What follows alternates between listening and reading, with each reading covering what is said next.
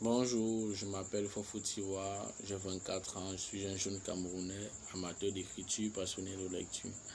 Le livre que j'ai choisi de vous présenter est celui-ci, La République des Sans Soucis de Jean-Célestin Idjangué, paru en 2014 chez L'Harmattan. J'ai choisi ce livre parce que il est passionnant, l'histoire elle est belle, l'intrigue est originale, mais surtout parce que le livre est rempli d'enseignements.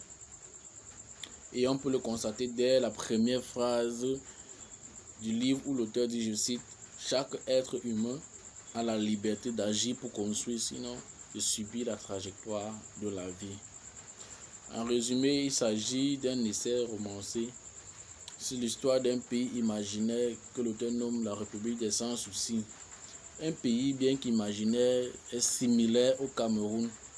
Dans ce pays vivent Papa Bota, sa femme Sita Dabo, ses fils Sango et Mukala et ses petits-enfants Ining, Midim et Yiri, qui sont les enfants de Sango. Il raconte d'une part comment Ining et Midim, envoyés en Europe, vont subir les ravages du racisme alors qu'ils y étaient allés pour conquérir le savoir. Alors que Yiri, resté au pays, va réussir sa vie. En même temps que Mukala, sous la seule volonté de l'ancienne puissance coloniale, va devenir président de la République des Sans Soucis, dilapidant ainsi les richesses de son pays à son seul profit et celui de ses maîtres de la métropole. Il va dilapider ainsi en ignorant les populations majoritairement jeunes de son pays. Cette jeunesse qui va se mobiliser pour renverser le régime de Mukala avant de montrer au monde qu'elle avait les armes et les capacités nécessaires pour bien diriger. D'autre part, c'est aussi un essai riche d'enseignements sur l'histoire des pays africains, les bavures, les affres de la malgouvernance en Afrique depuis l'indépendance des pays francophones, surtout à nos jours. La seule critique que je peux faire à ce livre, c'est que le genre romanesque n'est pas assez poussé, n'est pas assez développé. Pourtant, l'auteur est clair dans sa présentation du livre. Il parle bien du genre romanesque qui a inspiré l'œuvre. Mais je me dis aussi que si l'auteur n'a pas poussé le genre romanesque, c'est qu'il voulait se rassurer de ce que le message qu'il voulait transmettre à la jeunesse soit bien capté. Le message qu'il voulait transmettre, c'est celui de prendre son destin en main, car la jeunesse est désormais mieux armée, mieux informée. Et cela se démontre par ce passage.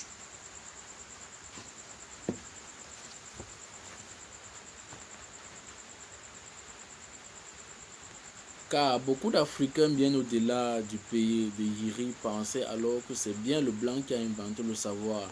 D'ailleurs, cette réflexion émanant d'un vieux sage du village de Kassou, Medim et Ening continuait de passer les grandes vacances quand ils avaient la possibilité de revenir au pays est assez révélatrice.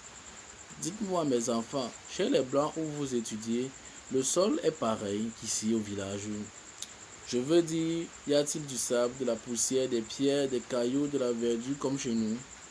Surpris de cette batterie de questions, Midim et Eni répondaient en chœur, oui, papy. Et le vieux sage de se rassurer, ah, qu'il est extraordinairement juste et bon, le bon Dieu. Il savait qu'il ne pouvait pas tout donner au seul blanc. Il a eu le souci et l'équité en veillant à ce que nous habitions la même planète. Les jumeaux renchérirent à leur tour.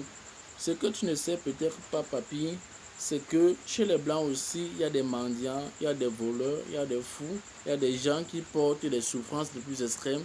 En fait, des sociétés comme la nôtre, mais mieux organisées et plus harmonieuses et davantage pensées. Cela prouve que si la jeunesse africaine s'organisait mieux, elle pouvait faire des miracles sur le plan de la gouvernance. Merci.